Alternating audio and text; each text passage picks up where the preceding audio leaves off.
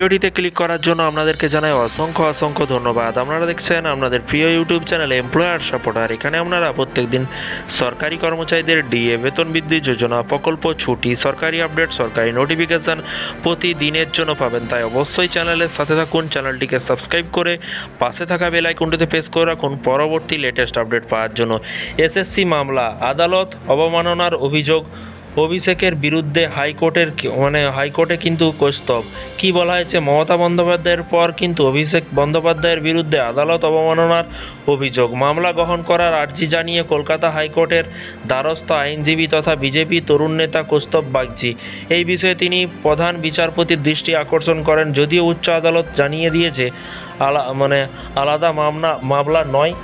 ইতিমধ্যেই কিন্তু এই নিয়ে মমতা বন্দ্যোপাধ্যায়ের বিরুদ্ধে মামলা গৃহীত হয়েছে। মামলাকারী চাইলে তার সঙ্গে অভিষেক বন্দ্যোপাধ্যায় মামলা যুক্ত করতে পারেন। গত সোমবার শিক্ষক নিয়োগ সংক্রান্ত মামলায় কিন্তু 2016 সালের প্যানেলে কিন্তু সম্পূর্ণ বাতিল করে দেয় কলকাতা হাইকোর্ট। চাকরি হারায় 25,753 জন শিক্ষক ও অশিক্ষক কর্মী। এই চাকরিহারাদের পাশে দাঁড়াতে গিয়ে আদালতের রায়কে বিজেপি প্রভাবিত বলে উল্লেখ করেন অভিষেক বন্দ্যোপাধ্যায়। বৃহস্পতিবার পুরুলিয়া দলের কর্মী সভার পর সাংবাদিকদের মুখোমুখি হয়ে তিনি বলেন, কলকাতা হাইকোর্টে একাংশ যেভাবে বিজেপির সঙ্গে যোগাযোগ করে চলেছে তাতে ওই আদালত তুলে দেওয়া উচিত। প্রাক্তন বিচারপতি বর্তমানে বিজেপির প্রার্থী অভিজিৎ গঙ্গোপাধ্যায়কে নিশানা করে তার কথায় একজন বিচারপতি থাকাকালীন বলেছেন, BJP approach me I approach BJP.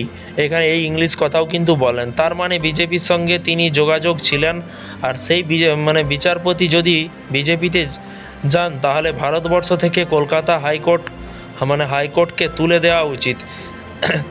তার এই মন্তব্যের বিরুদ্ধে কিন্তু সোমবার হাইকোর্টে আদালত অবমাননার মামলা দায়েরে কিন্তু আবেদন জানিয়েছে কংগ্রেস থেকে বিজেপিতে যোগ দেওয়া তরুণ আইনজীবী কৌস্তব বাগচি। তাতে প্রধান বিচারপতি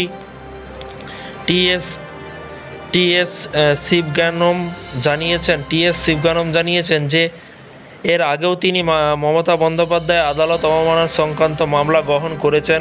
এখন আইনজীবী চাইলে সেই মামলার একটি বিষয়টি যুক্ত করতে আবেদন জানাতে পারেন, কিন্তু প্রধান বিচারপতি আলাদা করে এই বিষয়ে কোনো মামলা গ্রহণ করবেন না। তো ফ্রেন্ডস, এই ছিল আজকে একটি ছোট্ট আপডেট। সমস্ত রকমের এসএসসির আপডেট পেতে চ্যানেলটিকে সাবস্ক্রাইব করে রাখুন। রাজ্য সরকারি কর্মচারীদের আপডেট পেতে, বেতন বৃদ্ধি যোজনা, প্রকল্প, ছুটি, সমস্ত সরকারি আপডেট পেতে চ্যানেলটিকে ফলো করে রাখবেন। ভিডিওটি ভালো লাগলে একটি লাইক করবেন। আপনাদের মতামত নিচে কমেন্ট বক্সে কমেন্ট করে জানাতে ভুলবেন না। ভালো থাকবেন, সুস্থ থাকবেন এবং নিজের খেয়াল রাখবেন। Thank you.